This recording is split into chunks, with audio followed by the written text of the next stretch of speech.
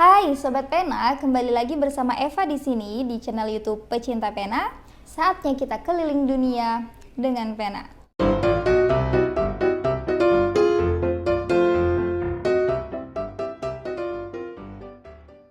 Senang banget akhirnya aku bisa bikin video yang udah banyak banget yang nunggu. Tidak lain dan tidak bukan adalah efek buku dari KonMari. Yeay, alhamdulillah. So, sebelum lanjut ke videonya, ada baiknya buat kalian semua nonton reviewnya dulu. Linknya ada di atas sini, biar nyambung gitu loh pembahasannya. Aku tungguin kok. Gimana? Udah? Jadi di video sebelumnya, aku udah bahas bahwasannya aku pengen merubah kamarku dengan metode yang diajarkan dalam buku ini. Tapi tentu saja perubahan itu tidak seperti room decor atau room tour lainnya loh.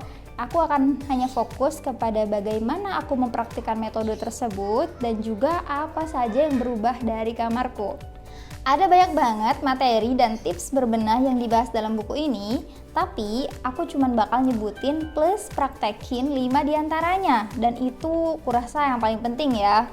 Secara gitu kan, biar durasi videonya tuh nggak melar-melar banget. Tips berbenah pertama adalah pastikan kita memiliki visualisasi dari kamar atau rumah impian yang ingin kita bangun.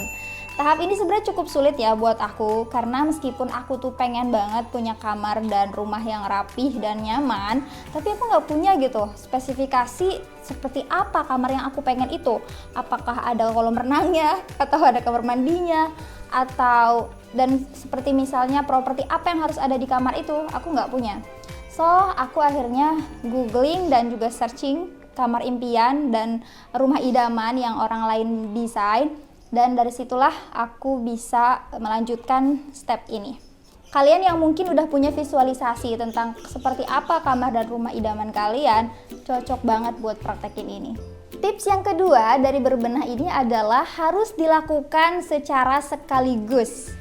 Jadi penulis mengungkapkan bahwasannya berbenah dengan cara sekaligus ini akan menimbulkan efek kejut yang luar biasa kepada kita supaya terhindar dari kebiasaan berantakan sebelumnya.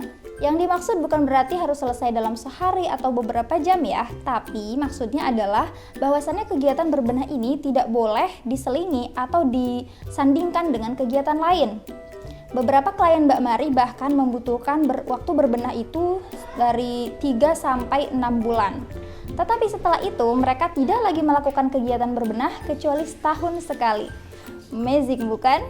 Aku sendiri saat itu membutuhkan sekitar 3 hari untuk melakukan berbenah khusus di kamarku saja, khusus barang-barangku. Dan setelah itu memang kurasakan alhamdulillah ketika memang dibutuhkan untuk berbenah tidak selama ketika pertama kali berbenah. Karena mungkin dilakukan dengan sekaligus sesuai dengan arahan yang diberikan oleh Mbak Marie Kondo. Tips ketiga adalah berbenah berdasarkan kategori, bukan berdasarkan tempat. Kategori yang dimaksud adalah kategori pakaian, kategori buku, kategori kertas, kategori aksesoris, dan yang terakhir adalah kategori barang-barang yang mengandung kenangan. Nah, 5 kategori ini harus dilakukan secara tertib dan tidak boleh diacak, terutama dalam hal menyortir barang-barang yang mengandung kenangan. Penulis menyatakan bahwasannya sangat berbahaya bagi kita untuk mengawali berbenah dari barang-barang tersebut. Karena arahan itulah, aku akhirnya memutuskan untuk mengumpulkan semua barang-barangku yang tercecer di berbagai tempat untuk akhirnya menyimpan di dalam satu tempat, yaitu kamarku sendiri. Nah, begini kira-kira penampakannya. Sangat berantakan bukan? Tips yang keempat adalah bagaimana proses membuang. Fokus utama dalam proses ini adalah bagaimana kita harus membuang atau melepaskan barang-barang yang sudah tidak bermanfaat lagi, sudah tidak kita sukai lagi, dan pastinya tidak membangkitkan kebahagiaan bagi kita. Kunci utama dari proses membuang ini adalah pertahankan barang-barang yang membuat kita bergetar saat menyentuhnya dan lepaskan selainnya. Di tahap ini, aku merasakan efek yang luar biasa. Aku tiba-tiba sadar bahwasannya selama ini kamarku dipenuhi oleh barang-barang yang sebenarnya tidak perlu ada. Setelah sekian lama, aku akhirnya bisa melepaskan barang-barang yang sulit untuk dilepaskan. Seperti buku-buku lama, diary, barang pemberian teman lama, dan juga pakaian-pakaian yang sebenarnya sudah tidak diperlukan. Hasilnya ada sekitar 4 kardus berisi buku dan benda kenang-kenangan, 4 tas yang sempat menjadi koleksi, juga 2 tas besar berisi pakaian yang aku lepaskan. Tahu nggak perasaanku saat itu? Bener-bener sangat lega. It was amazing and such a relief. Dengan membereskan rumah, kita sekaligus membereskan urusan dan masa lalu kita. Tips yang kelima sekaligus tips yang terakhir adalah bagaimana cara kita menata dan menyimpan barang-barang kita. Ada 3 kategori yang aku sebut di sini. Yang pertama adalah kategori pakaian, kedua adalah kategori buku, dan yang terakhir adalah kategori kertas, aksesoris, dan barang kenang-kenangan. Yang pertama adalah cara menata pakaian. Dalam menata pakaian, Mbak Marie Kondo melarang keras kita untuk menggunakan metode menumpuk. Kenapa? Karena metode menumpuk tidak baik untuk kelangsungan pakaian dan juga membutuhkan tempat yang besar. Karena itu, aku memutuskan untuk mengubah cara melipatku dari yang tadinya seperti ini menjadi seperti ini. Alhamdulillah dengan metode tersebut, pakaian aku dan adikku yang tadinya membutuhkan sekitar 3-4 lemari menjadi cukup disimpan dalam 2 lemari saja. Tentunya itu juga merupakan hasil dari step pembuangan tadi. Lemari yang paling cocok untuk metode ini adalah lemari laci. Yang kedua adalah tata cara menata buku. Dalam hal menata buku, Mbak Marie mengarahkan kita untuk menata buku dengan diberdirikan.